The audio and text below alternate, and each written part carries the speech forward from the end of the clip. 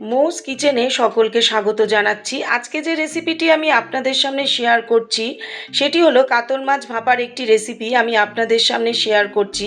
এই কাতলা ভাপা কিন্তু গরম ভাতের সাথে খেতে কিন্তু দারুণ লাগবে এবং খুব অল্প সময়ে কিন্তু এই কাতলা ভাপা কিন্তু তৈরি হয়ে যায়। চলুন দেখি আমি কিভাবে এই কাতলা ভাপা তৈরি করলাম। এখানে আমি 4 পিস কাতল মাছ নিয়েছি। লবণ হলুদ দিয়ে কিন্তু আমি আগেই মেখে রেখে দিয়েছিলাম। ধুয়ে কাতল মাছটা ধুয়ে লবণ হলুদ দিয়ে মেখে রেখেছি। তারপরে কিন্তু আমি এখানে দিয়ে দিলাম অর্ধেকটা পাতিলেবুর রস, আমি চিপে দিয়ে দিলাম যাতে মাছের একটা আষ্টে গন্ধ থাকে সেটা চলে যাবে।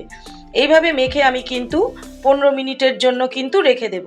15 মিনিট পর কিন্তু মাছগুলোকে আমি ভেজে নিচ্ছি। এখন কড়াইতে আমি দিয়ে দিলাম সর্ষের তেল।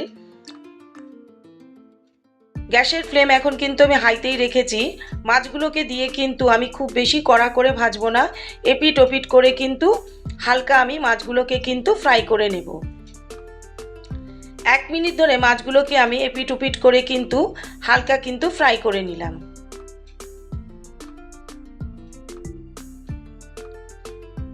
মাছগুলো কিন্তু আমার ভাজা হয়ে গেল।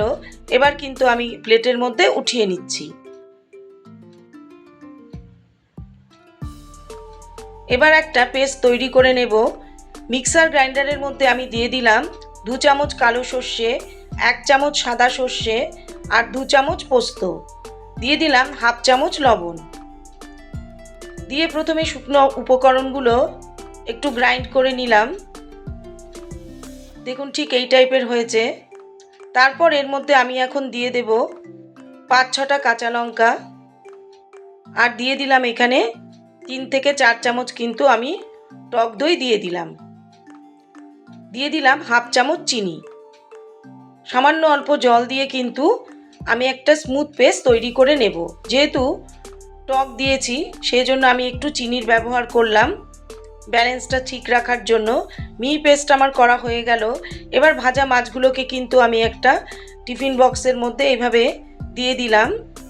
সেট করে দেওয়ার পর মাছগুলো এর উপরে আমি এখন সর্ষের যে পেস্টটা তৈরি করেছি সর্ষে পোস্তর, সেই পেস্টটা কিন্তু এখন আমি এর মধ্যে দিয়ে দেব।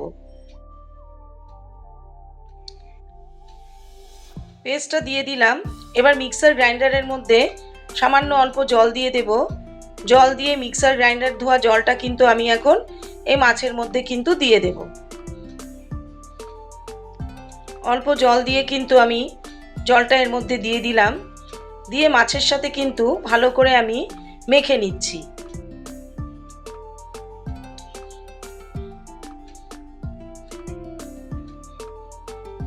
মাছের সাথে আমি ভালো করে মেখে নিচ্ছি।